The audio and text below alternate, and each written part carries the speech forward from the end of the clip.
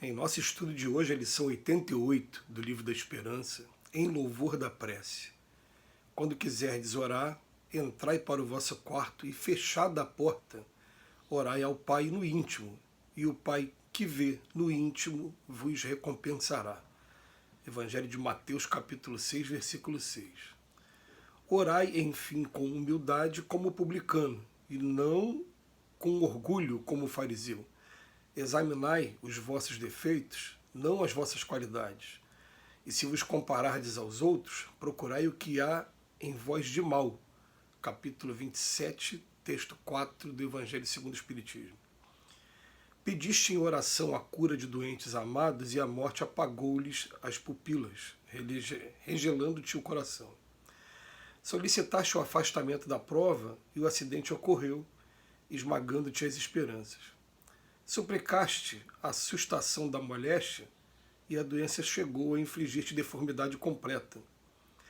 Imploraste suprimentos materiais e a carência te bate à porta.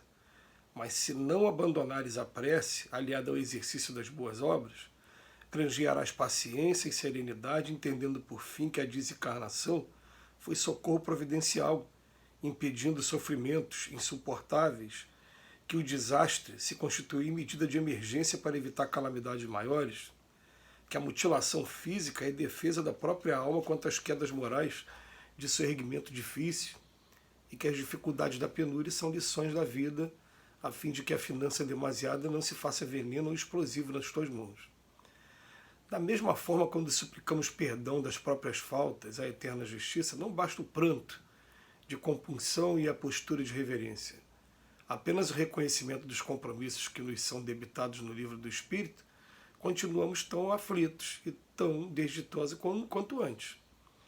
Contudo, se perseverarmos na prece com o serviço das boas obras que nos atestam a corrigenda, a breve trecho perceberemos que a lei nos restitui a tranquilidade e a libertação com o ensejo de apagar as consequências de nossos erros, reintegrando-nos no respeito e na estima de todos aqueles que erigimos a condição de credores e adversários. Se guardas esse ou aquele problema de consciência, depois de haver rogado perdão à divina bondade, sob o pretexto de continuar no fogo invisível da inquietação, não te afastes da prece mesmo assim. Prossegue orando, fiel ao bem que te revele o espírito renovado. A prece forma o campo do pensamento puro e toda construção respeitável começa na ideia nobre. Realmente, sem trabalho que o efetive, o mais belo plano é sempre um belo plano a perder-se. Não vale prometer sem cumprir. A oração dentro da alma comprometida em lutas na sombra assemelha-se à lâmpada que se acende numa casa desarranjada. A presença da luz não altera a situação do ambiente desajustado e nem remove os detritos acumulados no recinto doméstico. Entretanto, mostra sem alarde o serviço que se tem a fazer. Que texto maravilhoso! E a gente vai procurar aqui estar analisando o objetivo de Emmanuel com relação à prece. Em primeiro lugar, a gente deve buscar sempre rogar ao Pai, junto com a prece que a gente faz, procurar entender a sua sabedoria em atender os nossos pedidos, porque a gente sabe que aqueles que estão sob nossa tutela, a gente não atende todos os pedidos deles, porque a gente sabe que alguns pedidos poderiam trazer muito prejuízo. Então, quem tem filhos, tem netos, e os nossos filhos vêm volta e meia fazer alguns pedidos para a gente é obrigado por várias vezes a dizer não. Ou então, eles fazem um pedido com um objetivo e, de repente, a gente atende, mas não da maneira como eles queriam. E a gente sabe aqui dentro do nosso juízo que essa é a melhor maneira, que não vai trazer tanto prejuízo. A gente precisa muito, no primeiro momento, entender como o Pai atende os nossos pedidos e a sabedoria que está por trás desse atendimento. Porque o Emmanuel começa trazendo 4 situações diferentes em que foi pedido uma coisa, né, e o atendimento desse pedido é que ele parece, no primeiro momento, ser completamente contrário, completamente desagradável. Então ele fala que você pede a cura de um doente e vem a morte e leva aquela pessoa. Aí você fica pensando, mas não era isso que eu queria, que eu pedi tanto, eu pedi que ele ficasse bom. E se a gente parar para observar, não, ele ficou bom. Aquele corpo ia deixá-lo preso, aquele corpo não tinha mais solução. Ele ia ficar preso em sofrimento e de repente o pai veio e abreviou. Vai chegar do outro lado da vida agora, ele vai estar muito bem agora. Porque a gente não está vendo o espírito imortal, a gente está vendo só aquele corpo agora que está aqui na nossa frente. Aí depois ele fala, solicitaste o afastamento da prova, eu não quero essa prova perto de mim. Vem um acidente e acontece. Mas foi a maneira de atender o teu pedido. Suplicaste a sustação da moléstia e para acabar a doença, e a doença terminou de mutilar o teu corpo. Deformidade completa. E outra coisa, imploraste suprimentos materiais e a carência bateu a tua porta mesmo.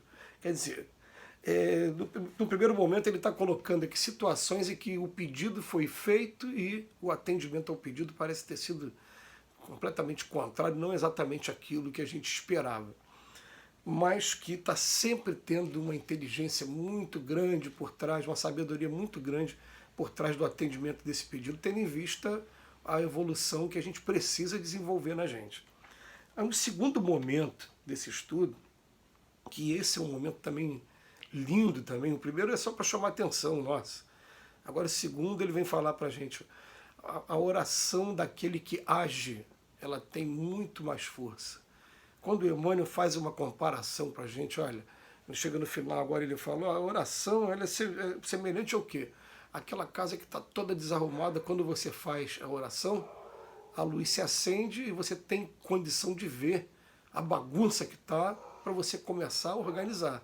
Agora, se você só fizer a oração e não tomar a iniciativa, a casa vai continuar bagunçada. Você que tem que tomar a iniciativa de começar a arrumar, identificar o que, que deve ser feito e fazer a sua parte também. Batei e abri-se-vos-á. Pedi e obterei. Busca e achareis. São esses três que você tem que fazer a sua parte. Então, por isso que eles falam para a gente o tempo todo. A oração daquele que faz, ela acaba sendo aqui um guia para a gente, porque eu preciso fazer isso, está sendo mostrado o caminho para a gente bota a mão na massa, começa a praticar, começa a fazer, e a gente só vai observando depois os resultados daquilo que a gente está fazendo. Então, ele vem falar para a gente, principalmente nesse ponto, já que ele fez a comparação com a casa, vamos pegar agora o campo moral, vai ter coisas que não tem como a gente consertar agora no momento, até porque tem coisas que não vão ter mais conserto mesmo, da maneira que a gente pensa que teria. Assim, de repente, sem querer, eu tirei a vida de alguém, como eu já tenho um amigo que ele estava dirigindo o carro, muitos anos isso, e uma pessoa que estava pretendendo suicídio se jogou na frente do carro dele. E ele ficou numa tristeza, é claro, uma tristeza que qualquer um de nós sentiria. Ele não queria aquele resultado, mas todo mundo que presenciou, que testemunhou, falava para ele, ó, foi ele que fez de propósito, ele falou que eu ia fazer e fez mesmo. Quando você passou, você jogou na frente do seu carro. Não vai ter como voltar atrás, aí ele nem fez por intenção. Imagina se for uma coisa com dolo mesmo, com vontade de fazer mesmo, né? Aí você quer consertar aquilo. No campo moral, então, você faz a oração e começa a aparecer para você, né, o que você deve realizar para poder reparar aquele mal, ou então compensar de alguma maneira aquele mal. Aí você começa a tomar iniciativa, que aí sim a oração vai ter resultado. E eu me lembro mais uma vez de uma música aqui de um grande poeta aqui do Rio de Janeiro, que ele falava assim, as nossas noites são como oração na catedral, não cuidamos do mundo um segundo sequer. Quer dizer, ele faz uma crítica mostrando assim, tem muita gente que se entrega à oração e aquela oração improdutiva, aquela oração que não faz nada pelos outros, né? Quando na verdade a oração ela tem que estar ativa também, acompanhada de um atendimento, de uma ação, né? E não de uma omissão. A gente tem que aprender isso. Até o recolhimento que Jesus tinha diariamente era para isso, buscando orientações de como vai agir, qual o caminho que vai tomar no dia seguinte. E Jesus é simplesmente o guia e modelo mais perfeito que esteve aqui na Terra e precisava diariamente ter esse momento de recolhimento, de oração, como uma maneira de pegar ali qual é o roteiro de hoje. A oração vai estabelecer o roteiro para cada um de nós. Que Jesus nos abençoe hoje e sempre.